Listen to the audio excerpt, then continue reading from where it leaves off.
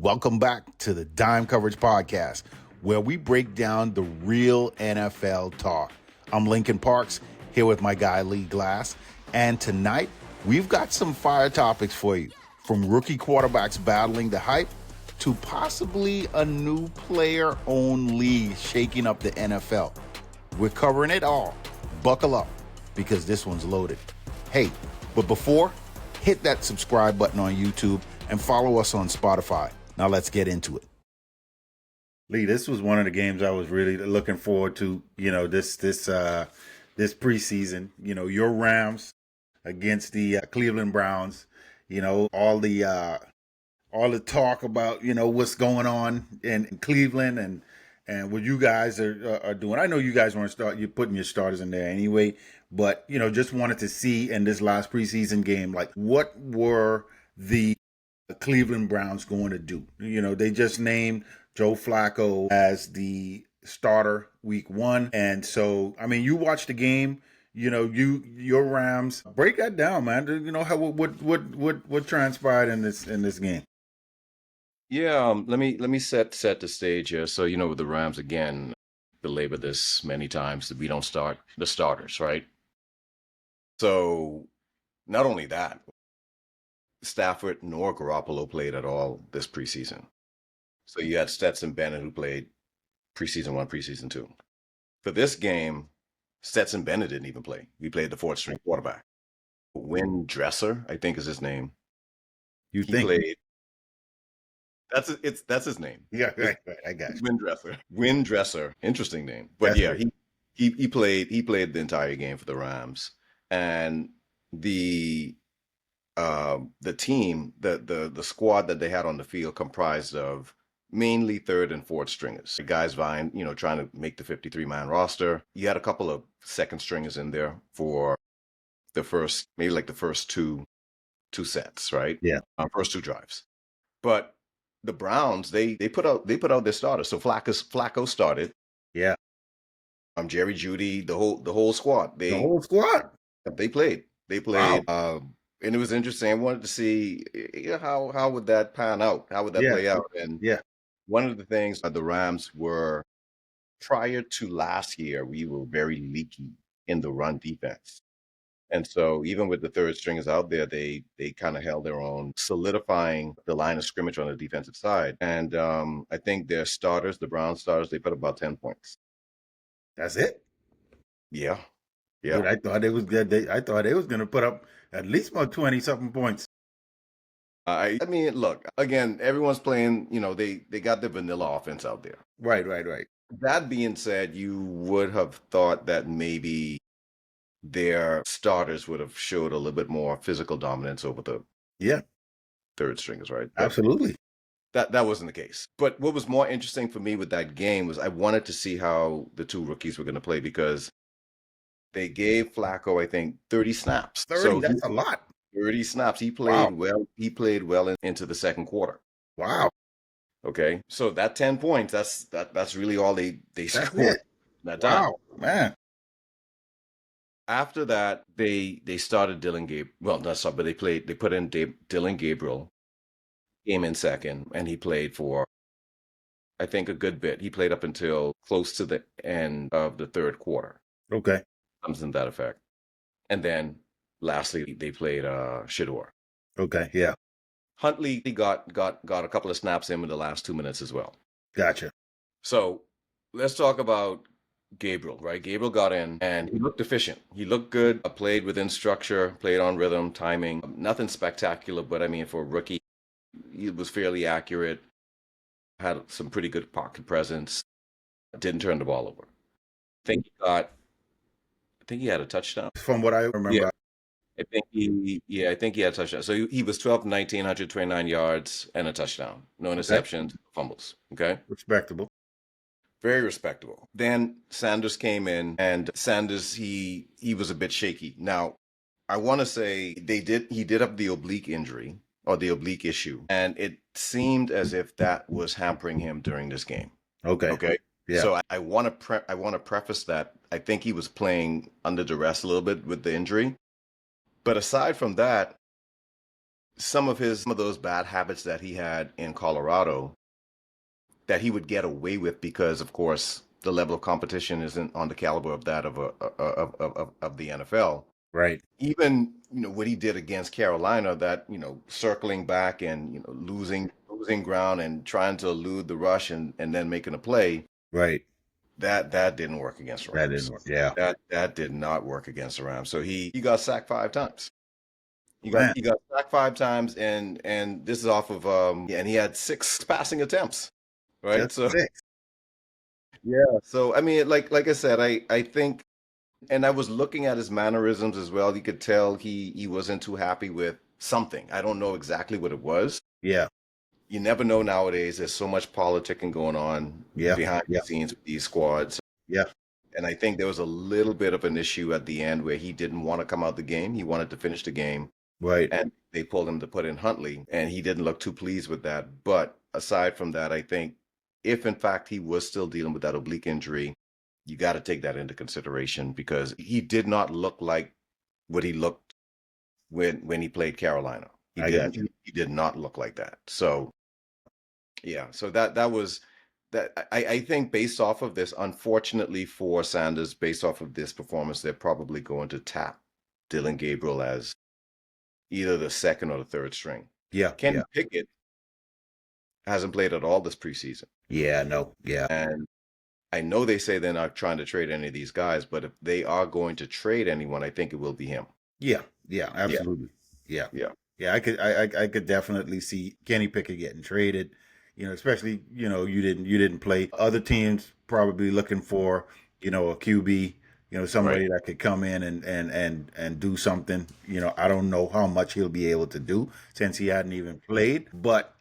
Between him and Kirk Cousins, they may be available. I could see them getting traded, coming up, as these cuts about to happen. But yeah, with that game, man, and you guys playing your third and fourth string, so when Gabriel was in, right, with the Cleveland line, was it their third string line, second string line, if it what like their O line, like what? It was a mixture. They had some of the first stringers still in there, but it was mostly the second stringers. Second stringers. Right. And they, I believe their center, their first string, their starting center got hurt. Yeah, he went down, and it looked like it was a lower leg injury. So Okay, yeah. yeah, I mean, you hate to see that. I don't. Yeah. You really don't want anybody getting hurt, especially in the preseason. Right, right. But yeah, that seems to be unfortunate. So it was the same line now, apples to apples. It was the same line with Shedeur in the game as well, I would assume. Or they took more guys out when Shedeur came in, which could have been another reason why he was under so much duress. Exactly. Yeah, Exactly. yeah, I just don't think Shedeur was set up for success in this game. yeah, He wasn't set up for success. yeah, No, yeah. no. And that could also be part because, like I said, it looked as if something was bothering him Right, outside right. of him possibly being hurt. Yeah, And I don't know if the Browns really, I don't want to say sabotaged them. I don't want to go that far, but I think Dylan Gabriel was set up more to perform better in this game than Sanders was. yeah. When you started talking about it, and then I saw a couple things out there. To me, it did kind of seem it didn't wasn't passing the smell test for me a little Right. bit. It was like sort of like did they really, like you said, they kind of set Dylan Gabriel up for success. It was like, Hmm. okay, Shador had a successful game. Dylan had an okay game the last game. He had to pick or whatever. Now let's set Dylan up. Let's set Dylan up real good. And like you said, you watching the game and you looking at Shador and him being upset. I would be upset too. You bringing in the third stringers. I'm running for my life, man. Yeah. And so And yeah, I got an oblique, and you situation. got right. So you trying to get me hurt. Come on. So yeah. So yeah, man, that I could see it too. I could probably see them going. Obviously Flacco 1, Dylan Gabriel 2, Shador, and then Huntley, and then getting rid of Kenny Pickett. So I think they still gonna take 4 quarterbacks. Just in case whatever. But I don't even think anybody really. I mean, at this point, based on what we've seen, I think Dylan Gabriel has, there's a little bit, but again, how can it be, if it's not fair with the same line, the same everything? I don't know. I don't know how much you could say he kind of edged off, but from the previous game, Dylan Gabriel looked pretty good. In how he was getting the ball out of his hand. Shedeur had that good game, playing with a better line. So again, I don't know. Yeah, and like you said with the whole smell test thing, you got to look. You have to know that with these teams, these organizations, there is always an element of politics involved. Yeah. Dylan Gabriel was there. You know that's their guy. Right. Yeah. Yeah. I still don't understand why they even drafted Shedeur. Yeah. And not to say what I mean by that, I want to be very carefully. I don't mean that, no one they shouldn't have drafted him. Right. Or no one should have drafted him. I think Shedeur should have been drafted a lot higher than he was. Mm-hmm. First and foremost, he should have Yeah. been either second or third round pick.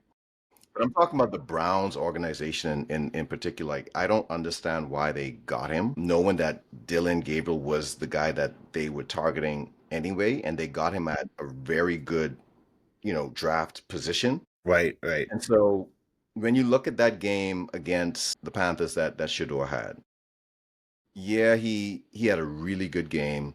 He was playing outside the structure, of course, for a lot of those snaps, and everything was working out for him. Mm-hmm. But it seemed as if when the Browns, the organization, I'm talking about the coaches, the GM, when they were talking about his performance and talking about him and where he's going to be positioned, they did their best to suppress what he did. Yeah. And then when Dylan Gabriel went ahead and played against you guys, again, of course, the degree of difficulty was a lot higher. Yeah. Eagles and Panthers. Yeah. Dylan Gabriel didn't have a spectacular game by any stretch of the imagination. He didn't even score a touchdown. Well, pass for a touchdown. Right. He had 2 turnovers, 1 fumble, and 1 was an errant interception. Could have been his fault, could have been the receiver fault, but it was an interception on his record. Yeah. But they went out of their way, to emphasize the positives of that game for him. I just feel like Shedeur didn't quite get that type of. They didn't give him that type of vote of confidence that they were giving to Dylan. So I think Shedeur is going into this, and he got a lot of chips stacked against him. Yeah. And kudos to him for handling it the way he's handling it. I know it can't be easy. Yeah. It's pretty rough. One could also say, and I have to put it out there, like, look, all of the antics and stuff that was done even before the draft and the bravado and all that stuff, this could be a humbling experience for him. Yeah. But he is a Sanders. He is his dad's son, and you can't keep those guys down. Right. So it's going to be interesting to see exactly what the Browns do with him and Dylan. Yeah. We know Dylan is going to go. He is going to be stacked ahead of him going into the season. Yeah. But anything can happen. Yeah. We'll see. Because we know you and I both, Flacco's not going to last the whole season. No. He's not going to last the whole season. No. It's definitely something is going. I don't I don't wish no injury on anybody, but we just know the wear and tear of a 40-year-old body in at this stage of your career, and you going up and you playing first teams, and it's just going to be a lot of wear and tear. So yeah, so that it will be interesting to see what steps they take, and if they're going to put Dylan Gabriel in, then we'll see what happens. Yeah. So, all right. So I wanted to bring something up. Jaden Daniels. So Jaden Daniels was, jumped off had a phenomenal rookie season, winning Rookie of the Year, and led his team all the way to the NFC Championship, beating the number 1 seed Detroit Lions and kicking them out, crushing their hopes and dreams from last year, and then, ultimately succumbing. However, Jaden Daniels looks like going into his second year. I want to ask you, man, do you think, because there's always like this sophomore slump that happens. Defenses pick up on what you're gonna do. These coaches in the offseason, They've been picking this film apart. They've been looking at some of his tendencies. They zeroing in on this. They're looking at him and they're saying, how can we contain this young man? What are we gonna do? Is he, and to my knowledge, Terry McLaurin had not signed yet. So, with that, and game's going to be starting, in the next week or so, can he, or will he, in your opinion, make another step? Like, do you think he has what it takes? I mean, I know he's going to be a great quarterback, but will defenses adjust enough? And will he have the same success that he had in his rookie season, in your opinion? I think he has what it takes to overcome the sophomore slump. Okay. I do. He plays in structure. He's very athletic. He can ad lib when needed. His game and his what he actually brings to the table is the ability to play within the structure of the offense. And his strength is not even really his scrambling ability. Yeah. That's just an added bonus for him to Yeah. be somewhat elite in that category. His strength is his uncanny ability to throw with supreme accuracy. Like the way that he throws, and he can throw, off kilter, right? And he can still get the ball to the right location at the right time, whether it's a long pass, medium, or short. I'm seeing with Cliff Kingsbury, the offensive coordinator, like how he has him progressing, and the fact that they still have Cliff. If they didn't have Cliff anymore, then I would say, okay, you're gonna see a dip. But he still has Cliff. Cliff is a really good offensive minded coach. We all know that. I believe that they are also looking at what defenses are looking at, and they are putting in new wrinkles into the offense to help mitigate those issues so that he can take that next step. And because he has such command over the offense, he's so efficient with it. He understands all of the nuances. He understands protection. He knows when to motion guys and take advantage of what the defense is presenting him. And then again, his arm talent, I can see him going in and taking another step forward, even being better than last year. Wow. That's big. Yeah. That's big. It doesn't equate to them winning as many games, mind you. Right. I got you. Yeah. Okay. Yeah. But his performance, I think is either gonna stay where it is or he's gonna take another step up. Yeah. That's I'm on the fence. I'm on the fence with this one because, I know, I watched the kid play and, I didn't know he was going to be this good coming out of college. I know he was going to be good, right? But I didn't know it was going to translate like this, So he definitely landed in the right spot with the right offensive coordinator and the team and all that stuff, the players around him in order to get there. You know, but I think this just my opinion. I think he's gonna run into some troubles. He's going to run into some troubles. I think these defensive coordinators are going to, and I hadn't looked at their schedule, but this is what I want to do real quick. I want to look at their schedule and see what who they got, and because I think he has what it takes, obviously, but these defensive coordinators are truly smart dudes, man. And these dudes are going to, I think they are going to really throw some wrinkles at him that he may not have seen or not prepared for, and it's going to make it's going to make it difficult on him. That's what I think. But you know what? I mean, I could be wrong, but let me see. One could also say, I mean, last year he was a rookie. There was a lot that he never seen before. True. Yeah. Right. True. Yeah. And Yeah.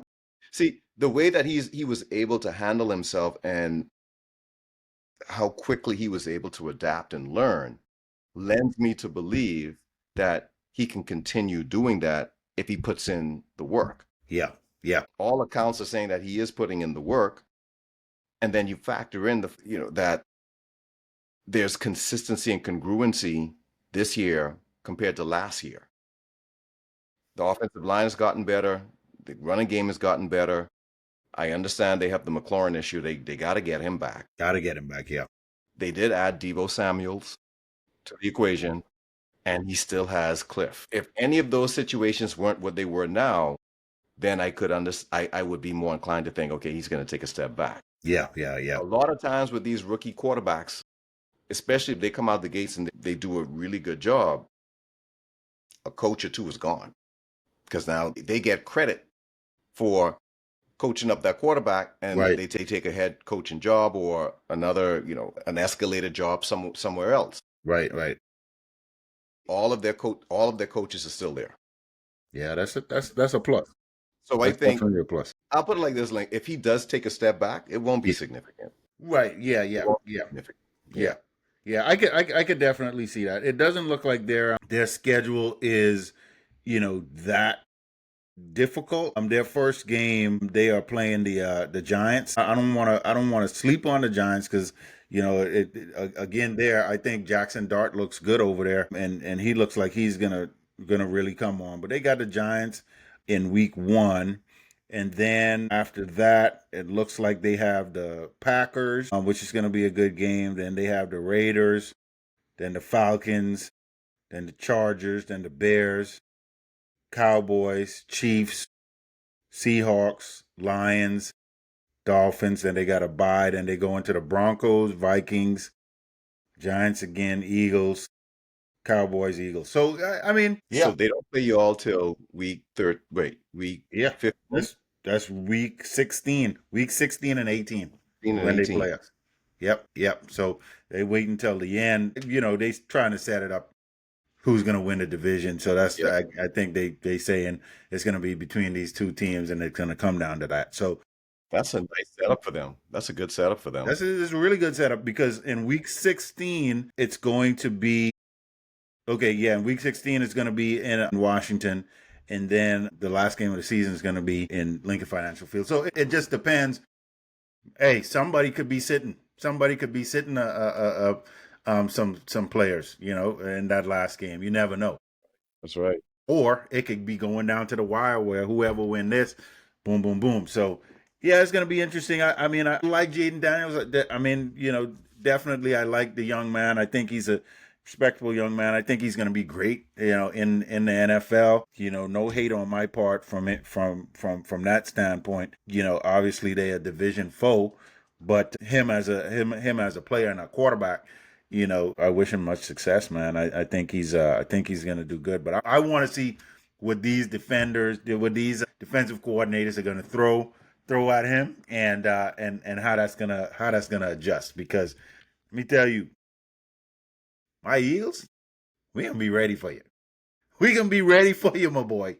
I'm telling you, hey, get your ducks in a row. Be ready. So yeah, this gonna be good, man. I'm looking forward to it. Well, the schedulers seems like they're giving them every opportunity to get ready Yeah, for you. So yeah, yeah, yeah, yeah, yeah. And I like it. you can't schedule a divisional matchup no later than. I know that. I mean, that's it. Yeah. That's so yeah. So that's prime time, man. I like that. I like that. So all right. So this is an interesting story that I saw. Matt Schaub, former Houston quarterback, he's positioning himself to join the NFLPA, and he has some interesting kind of proposal that he's trying to put out there. So from what I'm understanding, he wants to he's pitching the idea of a player owned league where the players actually have some stake in the game. They have some money, some ownership in the NFL. And this is going to be backed by some big international money, Saudi Arabia, some big time shakeup in the NFL power structure. And so this is out of left field because this is something that have not been brought up before. I don't know if he was thinking about this all along. He might have been thinking about something that happened in golf, where Live Golf was came about over the PGA, and they had big backers from Saudi Arabia, and they got all that money there. And he wants to actually do something for the players. I know the players would be all for it. The players would be like, "Oh yeah, give us some stake in the game. Let us be a part of this power structure." But is that really going to happen? Right? I mean, is it really realistic that this the owners are going to agree to allow players to have some sort of ownership or something with the NFL, I highly doubt it. I highly doubt it. I think Matt Schaub is onto something. I think it's very creative. And that's and creativity is it always, creativity creates some pressure, and it creates, it gets people thinking, and I like how he's thinking, but it's not going to be a reality. I can't see this going anywhere. Like I said, I think the players would love it, but the owners are not going to invite players, big money from elsewhere outside of their circle, to break this up. I mean, what's your take on this, man? So I'm really hearing this for the first time, and we were talking about it offline. Yeah. I haven't done a lot of research into this, except I'm reading up some synopsis right now. Mm-hmm. One thing that kind of that kind of stands out to me with all of this is introducing the Saudis as Mm-hmm. investors. Yeah. Nobody have money like the Saudis. Boy, Okay, nobody has money like those guys. I'm telling you. Okay, Yeah. so when you talk about the NFL not allowing the players to disrupt the NFL, if I'm reading this right, and if I'm understanding this right, this is going to happen outside the NFL. Mm. This will be a player-owned league outside of the NFL if the NFL doesn't act right. He's threatening to go to the Saudis to do our own thing. Yeah. Yeah. Yeah. Okay, the Saudis got enough money to do that. Absolutely. They got enough money. They have more than enough money to just do it. Absolutely. Yeah. Okay. Now, will it be done right? I don't know. But I don't think it needs to be done at all. It just needs to be a threat. Yeah. Yeah. So this is a big bluff, right? And if he bluffs right and the NFL owners blink, then it would give the players some leverage in the next CBA that they're going to be negotiating in a couple of years. Because I Yeah. think that's where this is actually going. Yeah. Yeah. The players need leverage so that they can get more of what they want in the CBA, because the last couple collective bargaining agreements that they've had, they've got shafted. Right. Yeah. Everyone except quarterbacks and edge rushers got shafted Yeah. in Yeah. that CBA. So now going into this next one, they need something to be able to say, hey, if you don't give us what we need or what we want, then we're going to entertain this next option over here. Mm-hmm. Mm-hmm. And even if that next option flops, you see, like, it doesn't even need to be successful. It just needs to disrupt the NFL. Right. Right. If it Yeah. disrupts the NFL, then the players win. Yeah. Yeah. Ultimately, and I have to go back to the PGA with this, right? Ultimately, when they created Live Golf, it was the same thing, to disrupt the PGA, right? And they did, because you had a bunch of players that left and went over to Live Golf. You know what happened at the end of the day? What happened? They merged. It came together. So it really didn't even matter. It was about money. It's about money. It's about money. So this is where I'm thinking, if this does happen, and like you say, there's some sort of disruption, like you say, maybe it didn't even start. Nothing really even got started, but they are talking about it. What's eventually going to happen? The Saudis and the NFL and the owners are going to partner up in some way. And they're going to ultimately screw the players anyway. They're ultimately going to screw the players. But I think the Saudis, with all that money, think about it, with all that money, the NFL wants to continue to go international and do all of these things. And, and this is where now they could take it to that next level with that amount of money that the Saudis could bring. I could see the same thing happening that happened with the PGA and Live Golf. I could see that. I don't know if the NFL owners would want to partner with the Saudis, though. Mm. Because the thing is, the NFL owners, they're owning these teams, and these teams, for a lot of the owners, are their main revenue drivers. True. For them personally. Yeah. If you introduce the Saudi NFL money, that don't mean nothing to them. Right. Yeah. Like, you got some of these Saudis, they own soccer teams, Right. Yeah. and they own for the fun of it, Yeah. just Yeah. for the fun of it. Yeah. Not because it's generating revenue and it's adding to their portfolio. It's because I enjoy watching the game, so I bought me a team. That's Yeah. it. Yeah. So you introduce these sides and bring them into the equation, and you try to form some sort of partnership with them. They got all the leverage That is true. because they don't need the NFL Right. Yeah. monetarily. They don't need the NFL. That's true. Yeah. Yeah. Yeah. Yeah. That is something. We'll see if this has any legs, if this goes anywhere.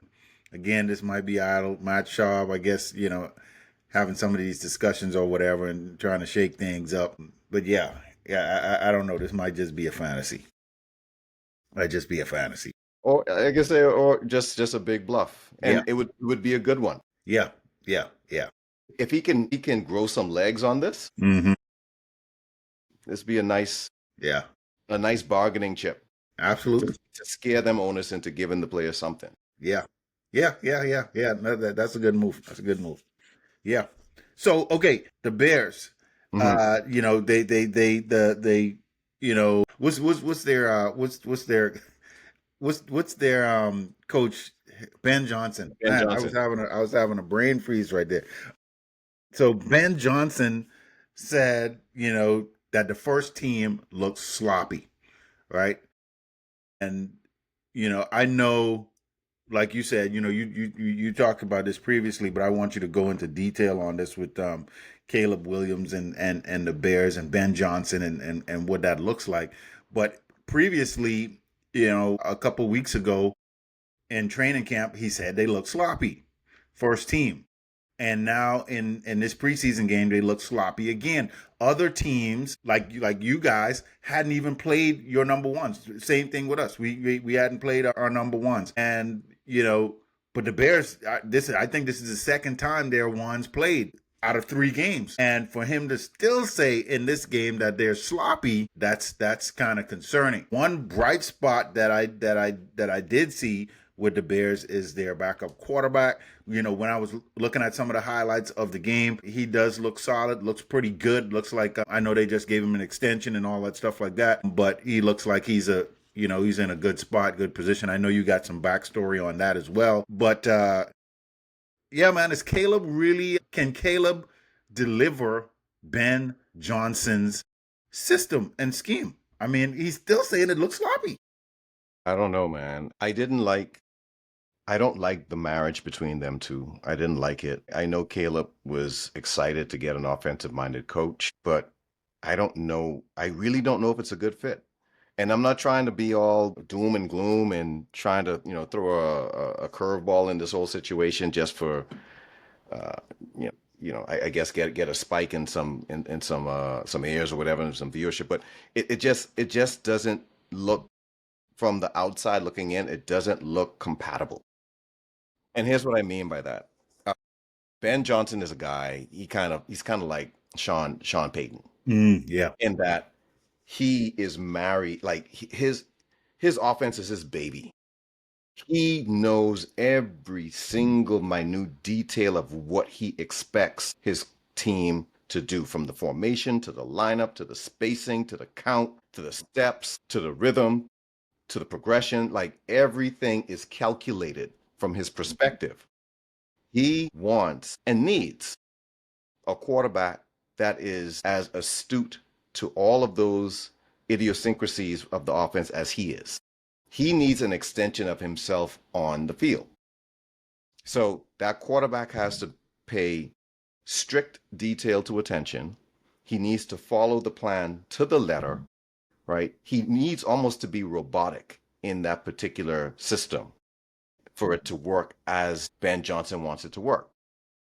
And that was something that Goff was able to do. He was able to achieve that. Goff actually excelled in that type of a system. Okay.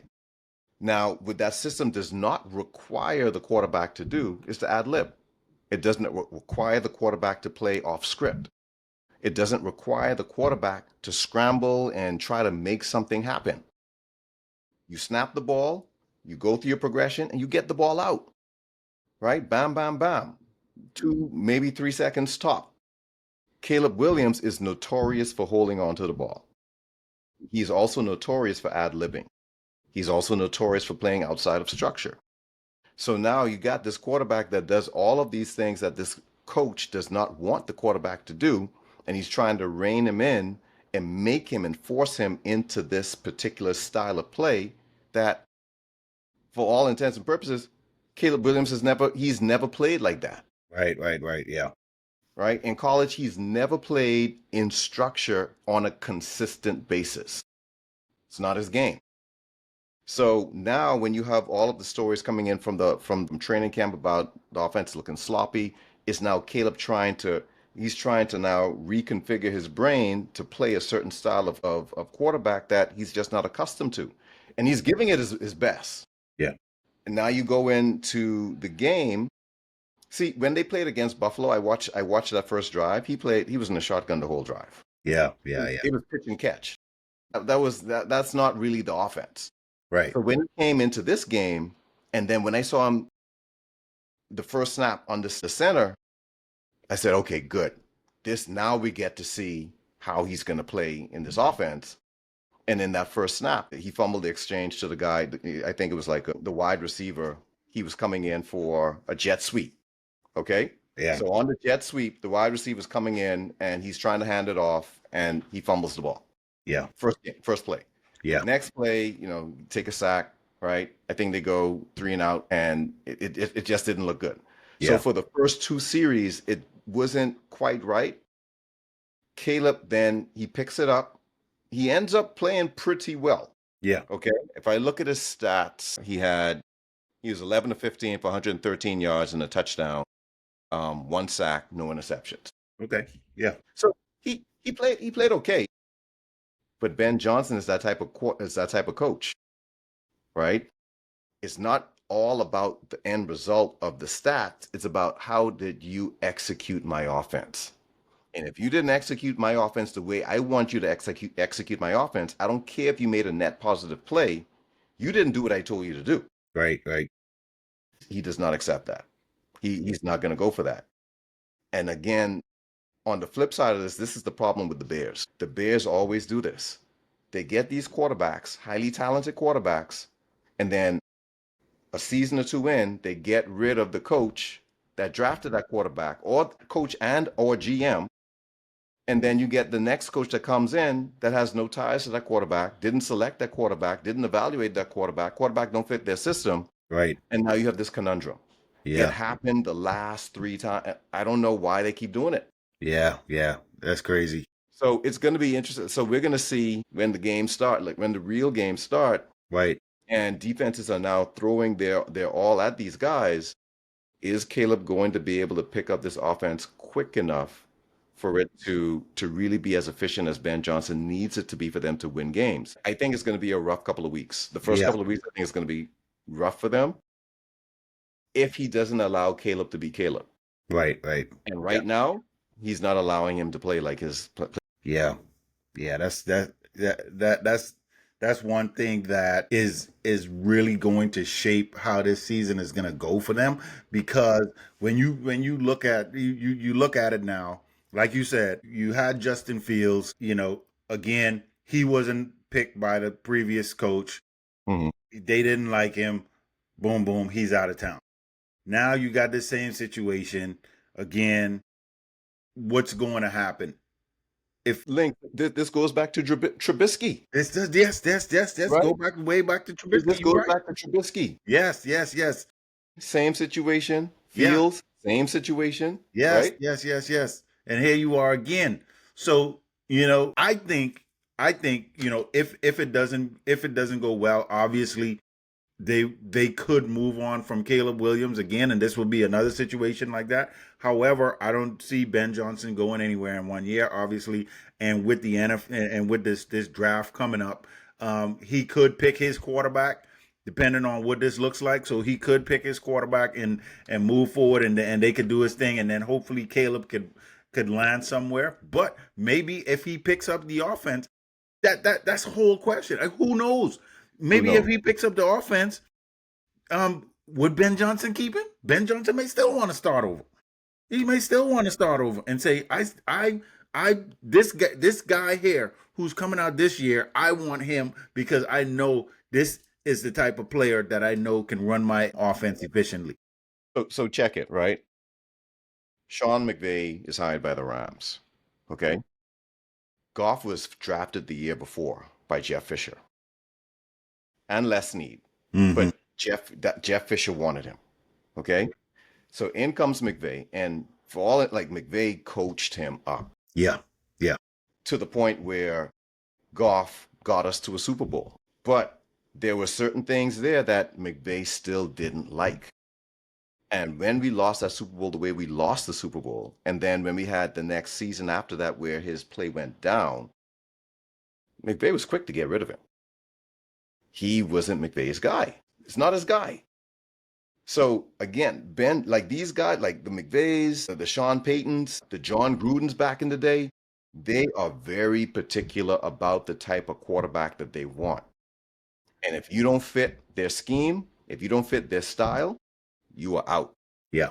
You're out. Yeah. So with Caleb again, now it would have to go really bad, really fast for them to even consider quarterback next season. Right. Yeah. I don't think it's going to go that badly for them to do that. But what I do find interesting in all of this is that in as much as he was saying during the offseason, during this offseason, that the offense was sloppy, has been playing sloppy, he's only been saying that about the first string offense. When they ask him about Tyson Badgett, it's a completely different story. He says he's sharp. Yeah, he's linked, like he's locked in. Yeah. Like he pays attention to detail. Yeah. He says all of the adjectives that he uses for Tyson Badgett is completely opposite than what he's using about the first string. And he don't say Caleb's name. Right. But when you hear first string, you know, I mean, who's running the first string. Right. Yeah. So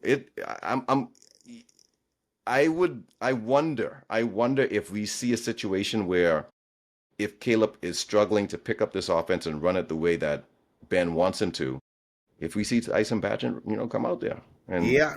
And that's a possibility. That's a possibility. And if that does happen, they're picking a QB in this draft coming.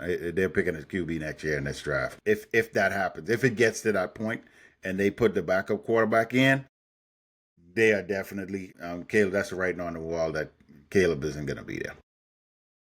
So yeah, I mean this season has so many storylines, man. It has so many storylines. Is I can't wait, for this season to get started because the storylines are just going to play out. And I think, over actually until Tuesday, when we come back again on Tuesday, the roster's got to be finalized. So it's going to be a lot of cuts. It's going to be some guys out there. It's going to be some movement. There's going to be a lot of things going on next Tuesday. So yeah, man, this is it. Hey, we starting. We getting ready to roll. Getting ready to roll, man. Yeah. We got a couple more games that's playing right now. We're gonna let that all flesh out. I think there's one or two playing tomorrow, and then come Tuesday when we get back on, all of the rosters should be locked in. So Yep. we should have a lot on our plate. Definitely, man. Yep. So all right, well, All right. we'll see what happens over these next few days, and we'll catch back up on Tuesday, share some more stuff. All right. All right, man. All right. That's a wrap for tonight's episode of the Dime Coverage Podcast. We hit everything from rookie setups to sophomore leaps to league-shaking ideas and the Bears' eternal quarterback drama. Now it's your turn. Drop your take in the comments. Which QB are you buying into the most? And don't forget to like, subscribe, and follow us wherever you listen to podcasts. Until next time, we'll see you on the Dime.